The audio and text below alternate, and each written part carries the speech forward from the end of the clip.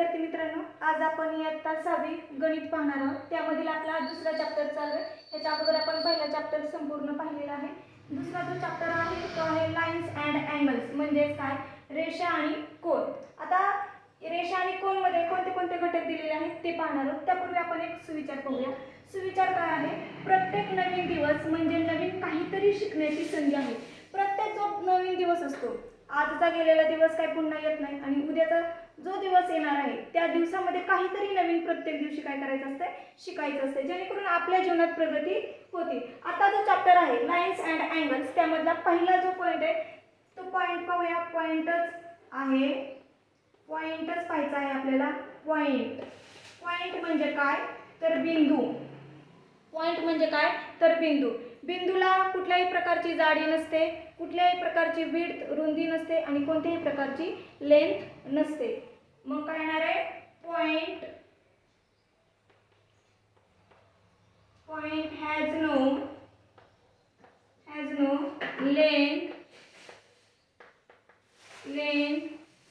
width and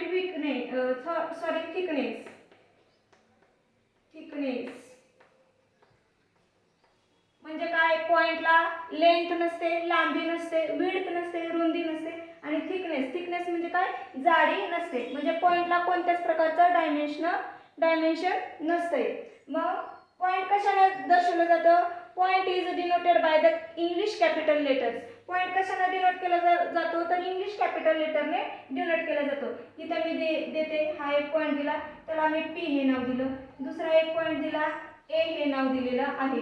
मग तो लिहिण्यात कसं येतं, लिहिलं कसं जातं? मग पॉइंट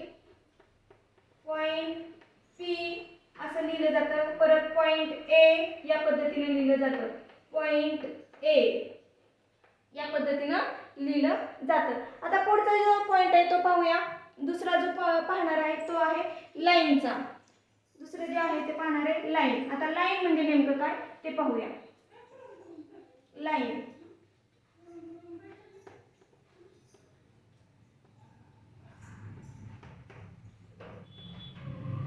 लाईन कशी असते तर लाईन दोन्ही बाजूनी अमर्याद असते। दोन्ही बाजूने म्हणजे त्या बाजूने किती जरी वाढवली तरी ती वाढणार आहे, इन्फिनिटी वाढणार आहे। तिकडच्या बाजूने पण तुम्ही किती वाढवली तरी ती काय होणार आहे? वाढतच जाणार आहे, इन्फिनिटी पर्यंत वाढणार आहे। आणि पॉइंट वरती किती पॉइंट असतात? सॉरी, लाईन वरती इन्फिनिटी पॉइंट असतात। The point on the line is infinity. किती पॉइंट असतात तर इन्फिनिटी पॉइंट असतात लाईन वरती। आणि लाईन कशी असते? दोन्ही बाजूने कशी असते? अमर्याद असते। आणि लाईन हॅज अ लेंथ, लाईनला काय असते? लेंथ असते, लांबी असते। लाईन हॅज लेंथ,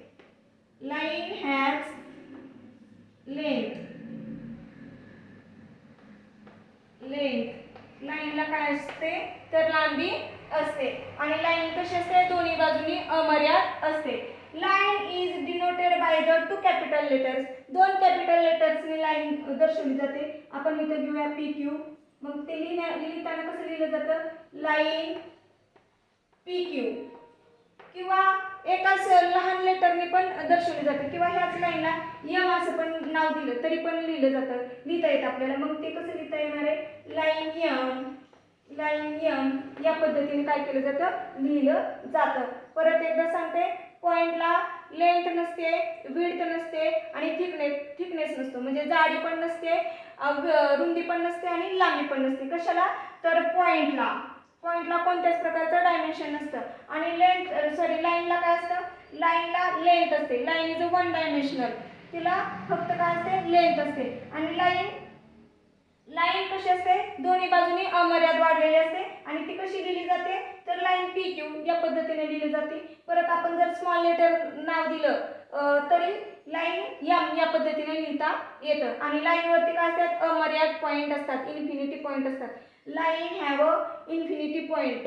किती असतात? इन्फिनिटी पॉइंट असतात। आजच्या व्हिडिओमध्ये आपण एवढंच पाहणार आहोत। उर्वरित भाग जो आहे तो पुढील व्हिडिओमध्ये पाहूया। धन्यवाद।